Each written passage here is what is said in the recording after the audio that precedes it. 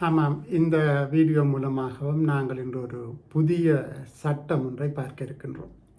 அதாவது 2025ஆம் ஆண்டின் 5ஆம் இலக்க குற்றச் செயல்களின் வரும்படிகள் சட்டம் என்ற சட்டம் ஒன்று உருவாக்கப்பட்டிருக்கின்றது. அதாவது ப்ரொசீட்ஸ் ஆஃப் கிரைம்ஸ் ஆக்ட் என்று சொல்லப்படுகின்ற சட்டமானது தற்போது நிறைவேற்றப்பட்டிருந்தாலும் உடனடியாக அமலுக்கு வரவில்லை. அதாவது இந்த சட்டம் அமலுக்கு வர வேண்டும் என்று சொன்னால் அமைச்சர் கெசட்டில் வெளியிடப்படுகின்ற கட்டளை மூலமாக இது வலுவுக்கு கொண்டு வரப்படுதல் வேண்டும். ஆனால் இங்கே இருக்கிற விடயம் என்னென்று சொன்னால், எவ்வாறு இருப்பினும் இந்த சட்டம் 12 மாதங்களுக்குள் நடைமுறைக்கு வர வேண்டும் என்றும் அங்கே சொல்லப்பட்டிருக்கின்றது. ஆகவே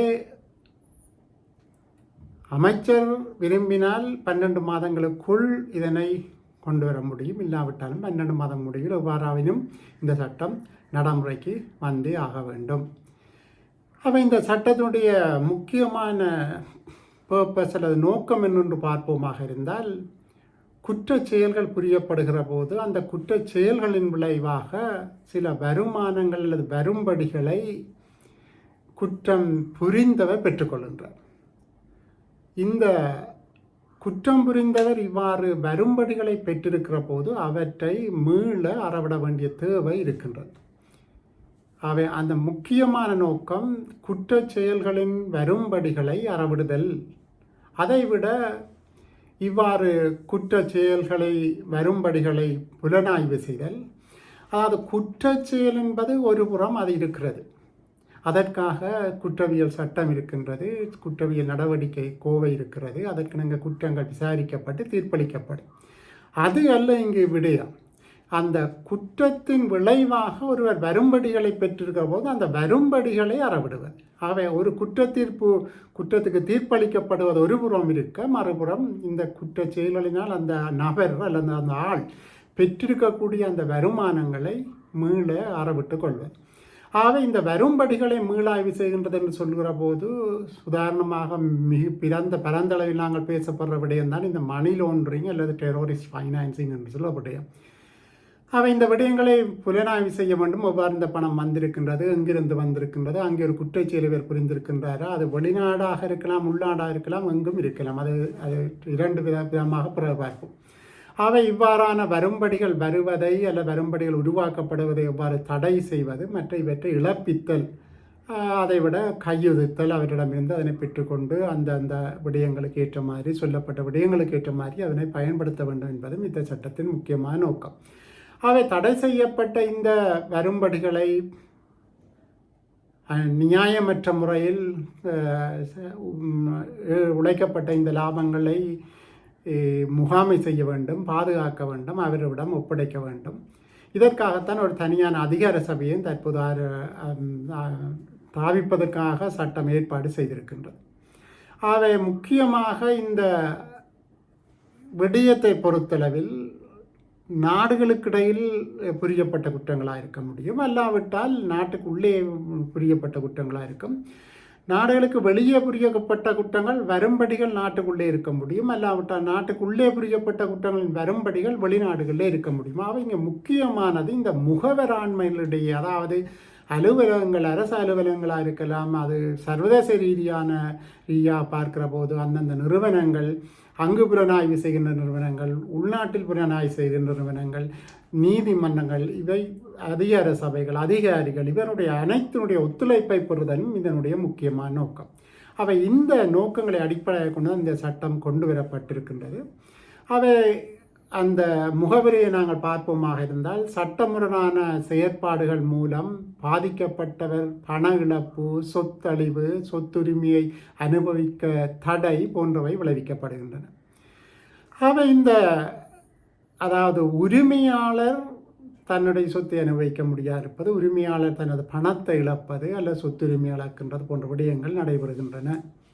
ஆக இந்த சட்டமுறையாக பெறப்படுகின்ற இந்த வரும்படிகள், அந்த மோசடியாக பெறப்படுகின்ற வரும்படிகளை அனுபவிப்பதற்கு அந்த குற்றம் புரிந்தவருக்கு எந்த விதமான சட்ட உரிமையும் கிடையாது. ஆகவே இது எங்கே போக வேண்டும் என்று சொன்னால் இதனை தடுக்க வேண்டும், அரசாங்கம் அதற்கான நடவடிக்கை எடுக்க வேண்டும், இழந்தவர் யாரோ அவரிடம் அதனை மீளப்படைக்க வேண்டும். இப்போ சாதாரணமாக நாங்கள் பார்க்கும்போது களவு குற்றம் என்று சொன்னால் கூட அந்த களவு குற்றங்களை பொறுத்தளவில் அந்த களவெடுக்கப்பட்ட பொருள் மீண்டும் உரிமையாளரும் ஒப்படைக்கப்படுகின்றது. ஆனால் பெரிய பெரிய விடயங்கள், நிதி சம்பந்தப்பட்ட விடயங்களை பொறுத்தவரை அவ்வாறு செய்யப்படுவதில்லை, தண்டிக்கப்படக்கூடும். அது புலனாய்வுகள் சில வழி நடாத்தப்பட முடியும், சில வழி அந்த பணங்கள் எங்கே சென்றிருக்கணும் என்பது பற்றி ஆராயப்படாமல் இருந்திருக்கக்கூடிய இந்த சட்டத்தின் கீழ் அவை செய்யப்பட முடியும். அடுத்ததாக நாங்கள் இங்கே பார்ப்பது என்ற விடயம் என்னென்று சொன்னால், இந்த இலங்கைக்குள்ளே புரியப்பட்டிருக்கலாம் அல்லது இலங்கைக்குள்ளே வெளியே புரியப்பட்டிருக்கலாம். அவை எந்த நாட்டில் இந்த வரும்படி அமைந்திருக்கின்றது அல்லது சேர்ந்திருக்கின்றது என்றும் பார்க்க வேண்டும். அது தொடர்பாக சட்ட அமலாக்கல் அதிகாரிகள், நீதிமன்றங்கள் மற்றும் நிர்வாகத்துறைகள் ஒத்துழைக்கின்ற ஒரு சட்ட பொறிமுறையையும் இந்த சட்டம் உருவாக்குகின்றது. ஆகவே அவசியமான விடத்து அது தேவைக்கு ஏற்படும் அளவுக்கு இந்த நிறுவனங்கள், சர்வதேச நிறுவனங்கள், உள்நாட்டு நிறுவனங்களும் சேர்ந்து தான் இதனை செய்ய வேண்டிய தேவை இருப்பதற்கு சட்ட ரீதியான ஒரு ஃப்ரேம்வொர்க் இலங்கைக்கு தேவைப்பட்டது. அதற்காகத்தான் இந்த சட்டம் கொண்டு வரப்பட்டது. அதேவேளை இந்த வரும்படிகள் வெளிநாடுகள் இருக்குமாக இருந்தால் அந்த வரும்படிகளை இலங்கைக்கு கொண்டு வருவதற்கும், மற்றது இலங்கையில் சில வேளை இந்த வெளிநாட்டில் குற்றம் புரிந்து அந்த செயற்பாடுகள் இங்கே மணி லாண்டரிங் மூலமாக இங்கே வந்திருக்குமாக இருந்தால் அவற்றை மீள ஒப்படைப்பதற்கான பொறிமுறையையும் இந்த சட்டம் ஏற்பாடு செய்கின்றது. அப்போ இந்த சட்டம் இன்றைய காலகட்டத்தில் நாங்கள் பார்க்கிற போது ஓரளவுக்கு அவசியமான ஒரு சட்டமாகத்தான் காணப்படுது.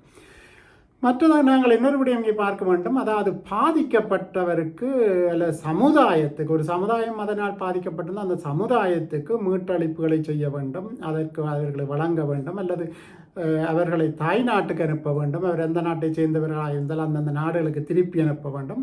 அதற்கான ஒரு ட்ரஸ்ட் ஃபண்ட் ஒன்றையும் உருவாக்க வேண்டும். ஒரு நம்பிக்கை பொறுப்பு நிதியத்தை உருவாக்கணும். அதற்கும் இந்த சட்டம் தற்போது ஏற்பாடு செய்திருக்கின்றது. அவை முக்கியமாக நாங்கள் இப்போது இலங்கையை பார்க்கக்கூடிய விடயங்கள் இந்த ஆர்கனைஸ்ட் கிரைம் என்று சொல்லக்கூடிய ஒழுங்கமைக்கப்பட்ட குற்றங்கள் கட்டுப்படுத்த வேண்டிய தேவை இருக்கின்றது. போதைப்பொருள் வியாபாரம் கட்டுப்படுத்த வேண்டி இருக்கின்றது. ஆகவே இதற்கும் இந்த சட்டம்தான் அவசியமானது என்று சொல்லி அந்த முகவிலையிலேயே சொல்லப்பட்டிருக்கின்றது. ஆகவே இந்த முக்கியமான இந்த நோக்கங்களை அடிப்படையாக கொண்டுதான் இந்த சட்டம் உருவாக்கப்பட்டிருக்கின்றது. என்னென்ன குறிக்கோள்களை இதன் மூலம் அடைய எத்தனிக்கப்படுகின்ற நாங்கள் பார்ப்போமாக இருந்தால், இந்த குற்றச்செயலின் வரும்படிகள் பயன்படுத்துவதற்கு அல்லது புரியப்படுகின்ற சட்டமுறையற்ற செயற்பாடுகளை ஊக்குவிக்காதிருத்தல். அதாவது ஒருவர் இந்த மணி லாண்டரிங் மூலமாக வெளிநாட்டில் குற்றம் புரிந்து இங்கு வந்து வருகிற போது இங்கு அவ்வாறான முதலீடுகளை ஊக்குவிக்காது இருத்தல், அதற்கு எந்த விதமான சலுகைகளை வழங்காமல் அவற்றை கட்டுப்படுத்த முயற்சித்தது. அடுத்தது இங்கே அதனை பயன்படுத்துவதை தடுத்தலும், அதனை இழப்பிக்க செய்தல், அதனை அரசாங்கம் அதனை பெற்றுக்கொண்டு அந்த குறித்த நபருக்கோ குறித்த நாட்டுக்கோ அனுப்புவதற்கான ஏற்பாடுகளை செய்வது. அடுத்ததாக இலங்கையில் முக்கியமாக இளஞ்சம், பிரைபரி, கரப்ஷன், போதைப்பொருள், பயங்கரவாத நிதியளிப்பு போன்றவற்றினுடைய புலனாய்வு செய்வதற்கும் இந்த சட்டம் வசதியை ஏற்படுத்தி கொடுக்கும் என்று எதிர்பார்க்கப்படுகிறது. மற்றது குற்ற வரம்படிகளை எவ்வாறு இங்கு வந்திருக்கின்றது, எவ்வாறு நாங்கள் அதை ஆய்ந்தறிந்து கண்டறிந்து கொள்வது, அவற்றை எவ்வாறு அறவிட்டுக் கொள்வது போன்றவற்றுக்கும் இந்த சட்டம் ஏற்பாடு செய்கின்றது. மற்றது வரும்படிகளை நீதிமுறையாக, அதாவது நீதிமன்றம் ஊடாக முடக்கி விடுவது. அதாவது இன்னொருவர் அங்கே ஒரு தவறான செயல் மூலமாக அல்லது குற்றச் செயல் மூலமாகத்தான் அந்த பணம் உள்ளே வந்திருக்கும் என்று சந்தேகிக்கிற போது நீதிமன்றத்தின் கட்டளையை பெற்று அதனை உடனடியாக முடக்கி வைத்துக் கொள்வதற்கும் இந்த சட்டம் ஏற்பாடு செய்கின்றது. மற்றது குற்ற தீர்ப்பு பின்னர் இந்த வரும்படிகளை இழப்பிக்க வழக்கு நடாத்தவும். அதாவது ஒரு பக்கம் நான் ஏற்கனவே குறிப்பிட்டது போல போதைப்பொருள் சம்பந்தமான சட்டங்கள் இருக்கின்றது, பாய்சன் அண்ட் ஓபியம் சம்பந்தமான சட்டம் காணப்படுகின்றது, பீனல் கோட் காணப்படுகின்றது. இவ்வாறான சட்டங்களின் கீழ் அவர்கள் முதலில் விசாரிக்கப்பட்டு குற்ற தீர்ப்பளிக்கப்பட்ட பின்னர் இந்த வரும்படிகளை இழப்பதற்கும் இந்த வழக்குகளை நடாத்த வேண்டிய தேவை இருக்கிறது. அதற்கும் இந்த சட்டம் ஏற்பாடு செய்வதாக சொல்லப்பட்டிருக்கிறது. மற்ற சிவில் வழக்குகளோடாக கூட இந்த செய்த வீட்டை பெற்றுக்கொள்வதற்கும் வழக்கு காரணங்களை அங்கீகரிப்பதற்கும் இந்த சட்டம் ஏற்பாடு செய்திருக்கின்றது. அது ஒரு முக்கியமாக, அதாவது குற்றவியல் புரிந்து அந்த குற்றவியல் ரீதியான குற்றச்செயல் மூலமாக வருமானம் ஒன்றை ஈட்டியிருப்பவரிடமிருந்து சிவில் வழக்கு மூலமாக அதனை பெற்றுக்கொள்வதற்கும் இங்கு இந்த ஏற்பாடு செய்யப்பட்டிருக்கின்றது. அடுத்ததாக நாங்கள் பார்ப்போமாக இருந்தால் இந்த பாதிக்கப்பட்டவருக்கு இழப்பீடு வழங்குவதற்கு நான் ஏற்கனவே குறிப்பிட்ட நிதியம் உருவாக்கப்பட்டிருந்தது. மற்றது கடல் கடந்த நாடுகளிலிருந்து வரும்படிகளை எவ்வாறு அறவிட்டு இங்கே குற்றங்களை புரிந்து வெளிநாடுகளில் முதலீடுகளை செய்து அங்கே இருக்கின்ற பணத்தை நாங்கள் எவ்வாறு பெற்றுக்கொள்வது என்பதற்கும் இந்த சட்டம். இந்த சட்டம் தற்போதைய காலங்களில் பலவிதமான குற்றச்சாட்டுதல்கள் இருக்கிற போது இந்த சட்டம் ஒரு முக்கியமான சட்டமாக காணப்படுகின்றது. இந்த சட்டத்தில் முக்கியமான ஒரு ஏற்பாடு, சாதாரணமாக சட்டங்கள் வருகிற போது சட்டம் வந்த தேதியில் இருந்து தான் அது முன்னோக்கி செயற்படும். ஆனால் இந்த சட்டத்தை பொறுத்தளவில் அது பொதுவான கோட்பாடாக இருந்தாலும் கூட இந்த சட்டம் வர முன்னர் புரியப்பட்டிருந்த குற்றத்துக்கு கூட அதன் மூலமாக வரும்படி பெற்றிருக்கிற போது அதற்கு இந்த சட்டம் இனித்தான் ஒரு குற்றம் நடக்க வேண்டும், அதன் பின்னர் தான் வரும்படி அடையாளம் காண வேண்டும், அந்த வரும்படியைத்தான் பெற வேண்டும் என்ற அவசியம் இல்லை. ஏற்கனவே ஒரு குற்றம் நடந்திருக்கின்றது, அதன் மூலம் வரும்படி பெற்று இந்த சட்டம் வர முன்னர்.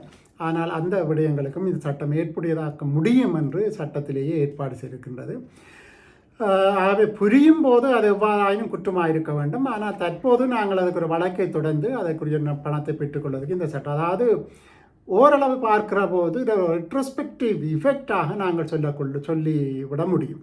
அடுத்ததாக இது இந்த இலங்கை பிரஜை இலங்கைக்கு வெளியே சட்டமுறையான செயற்பாடுகள் புரிகிற போது கூட இந்த நாட்டுக்கு எந்த சம்பந்தமும் இல்லை, அவர் அந்த நாட்டு தான் அதை புரிந்திருந்தாலும் இந்த நாட்டில் அந்த வரும்படிகளை பெற்றுக்கொள்வதற்கும் அறவிடுவதற்கும் வழக்கு நடவடிக்கைகளை தொடங்க முடியும். இது தொடர்பாக நாங்கள் இலங்கைக்கு வெளியே குற்ற செயல் மூலமான வரும்படிகளை வைத்திருந்தால் அதை எவ்வாறு அறவிட வேண்டும் என்ற விடயமும் கருத்தில் கொடுக்கப்படுகின்றது. இலங்கையின் வெளியே இருக்கிற போது கூட அது ஒரு பொது ஆதனமாக கருதப்பட்டு அதன் மூலமாகத்தான் இலங்கைக்கு அது இலங்கை வெளியே புரியப்பட்ட குற்ற செயல்கள் இருந்தாலும் கூட சட்டமுறையான செயலாளர் இருந்தாலும் கூட நாங்கள் இந்த சட்டத்தின் மூலமாக அந்த வரும்படிகளை மீள நாங்கள் கொண்டு வர முடியும் என்பதைத்தான் இந்த சட்டம் ஏற்பாடு செய்கின்றது. சில வேளைகளில் இவ்வாறு ஒரு சந்தர்ப்பம் இருக்கின்றது, அதாவது குற்ற செயல் மூலமாக ஒருவர் வரும்படி வைத்திருக்கின்றார், ஆனால் சாதாரண ஒரு நாள் அந்த வரும்படியை பெற்றுக்கொள்ள விரும்புகின்றார் அல்லது பெறுகின்றார் என்று வைத்துக்கொள்வோம். அதுக்காக ஒரு பணத்தை ஒரு ஆதனம் ஒன்றை ஒருவர் குற்றச்செயல் மூலமான வரும்படி மூலமாக வாங்கி வைத்திருக்கின்றார், அந்த ஆதனத்தை விற்க முயற்சிக்கின்றார் என்கிற போது ஒருவர் நன்னோக்குடன் அவருக்கு இது பற்றி எதுவுமே தெரியாமல் பெறுமதியான பிரதி பயனை கொடுத்து அதை பற்றி எந்த விதமான அறிவு, அதாவது குற்றச்செயல் மூலம் பெறப்பட்ட அந்த வரும்படியிலிருந்து அந்த ஆதனம் வாங்கப்பட்டிருக்கின்றது என்ற எந்த விதமாக அதை நம்புவதற்கு காரணமான நியாயமான ஏதுக்கள் எதுவுமின்றி அந்த ஆதனத்தை பெற்றிருந்தால் அது பெற்றுக்கொள்ள முடியாது. அந்த ஆதனத்தை பெற்றுக்கொள்ள முடியாது. ஆனால் அதனை விற்று அவர் பெறுமதியான பிரதிபலனை தான் கொடுத்திருக்கின்றார். அந்த பெறுமதியான பிரதிபலனை பெற்றுக்கொள்வதற்கு வாய்ப்புண்டு. ஒருபோதும் அது போனாஃபீடே பர்ச்சேசராக இருந்தாலும் கூட அவரிடம் சென்ற அந்த ஆதனத்தை பெற முடியாதே தவிர அதற்காக அவர் பெறுமதியான பிரதிவினை பெற்றிருக்கின்றார், குற்றச்செயலில் ஈடுபட்டவர், அவரிடமிருந்து அறவிட முடியும் என்றும் சொல்லப்பட்டிருக்கின்றது. அடுத்தது முக்கியமான ஏற்பாடுகளை பார்ப்போமாக இருந்தால் இலங்கையின் இந்த பொறிமுறை பொறுத்தளவில் ஒரு நெறிமுறையான அக்கறைக்கு எதிர்மாறான தாக்கத்தை கொண்டுள்ள சட்டமுறையான செயற்பாட்டை இலங்கையில் புரியப்பட்டாலும் சரிதான், இலங்கைக்கு வெளியே புரியப்பட்டாலும் அதனை அறவிட முடியும். இலங்கையில் புரியப்பட்டிருக்க வேண்டுமா அல்லது வெளிநாட்டில் குற்ற செயல் புரியப்பட்டிருக்கொண்டா, இலங்கையில் வரும்படி இருக்கிறதா வெளிநாட்டில் வரும்படி இருக்கிறதா என்பது ஒரு தேவை எங்களுக்கு அது ஒரு பிரச்சனையான விடயமே அல்ல என்பதைத்தான் இந்த சட்டம் கூறியிருக்கின்றது. அடுத்தது வரும்படிகள் சிலவளை வெளிநாட்டிலும் இல்லை உள்நாட்டிலும் இல்லை, கப்பலில் இருக்கின்றது கூட அந்த கப்பல் பதிவு செய்யப்பட்டிருந்தால் அல்லது எங்களோட நாட்டில் அல்லாவிட்டால் எங்களோட நாட்டவர் ஒருவர் அந்த கப்பலை சாட்ட வேண்டி இருந்தால் அந்த கப்பலில் இருந்து கூட அந்த வரும்படிகளை பெற்றுக்கொள்ள முடியும். மற்றது இலங்கை பிரஜை புரிந்த செயல் இலங்கைக்கு வெளியே இருந்தால் வருவாயும் வெளியாக இருந்தாலும் கூட இலங்கையில் இதற்கான நடவடிக்கை எடுக்கப்பட முடியும். ஏதேனும் வரும்படி இலங்கை ஊடாக கொண்டு செல்கிற போது கூட அங்கே இந்த சட்டத்தின் மூலமாக அதனை இழப்பிக்க முடியும். அதில் முக்கியமாக ஒரு பிரிவு இருக்கின்றது, 5ஆம் பிரிவில் சொல்லப்பட்டிருக்கிறது. ஊழல் சட்டத்தை பார்க்கிற போது அங்கேயும் ப்ரொசீட்ஸ் ஆஃப் கிரைம் சம்பந்தமான சில ஏற்பாடுகள் இருக்கின்றது. ஆனால் அந்த ஏற்பாடுகளை நாங்கள் பயன்படுத்துவதை விட இந்த ப்ரொசீட்ஸ் ஆஃப் கிரைம்ஸ் ஆக்டை நாங்கள் பயன்படுத்துவோமாக இருந்தால் அது கொஞ்சம் இலகுவாகவும் இருக்கும் என்ற அடிப்படையில் தான் நான் நினைக்கிறேன் இங்கே ஒரு விடயம் சொல்லப்பட்டிருக்கின்றது. இவ்வாறான விடயங்களை பொறுத்தவரை அந்த சட்டத்தில் உள்ள ஏற்பாடுகளை விட இந்த ப்ரொசீட்ஸ் ஆஃப் கிரைம்ஸில் சொல்லப்பட்டிருக்கிற இந்த ஏற்பாடுகள் மேலோங்கும் என்று சொல்லப்பட்டிருக்கின்றது.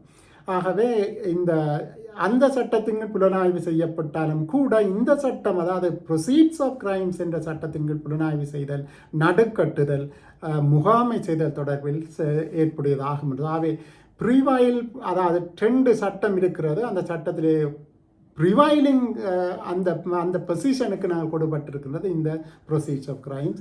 ஏனென்று சொன்னால் இதை ஸ்பெசிஃபிக்காக இந்த ப்ரொசீஜர் ஆஃப் கிரைம்ஸ் என்றது குற்றச்செயல்களின் வரும்படிகளை அறவிட்டு அந்தந்த ஆளிடம் கொடுப்பதாக காணப்படுவதனால் இந்த சட்ட ஏற்பாடு செய்யப்பட்டிருக்கிறது. இதை விட இந்த சட்டம் மிக பரந்த விடயங்களை கையாளுகின்றது. எல்லா விடயங்களையும் சொல்ல முடியாதபடினாலே ஓரளவுக்கு மெயினான, அதாவது நோக்கங்கள், சில குற்றங்களை குறித்து சொல்லக்கூடிய இருந்தது. இத்துடன் இந்த வீடியோ முடித்துக்கொள்வோம். நன்றி.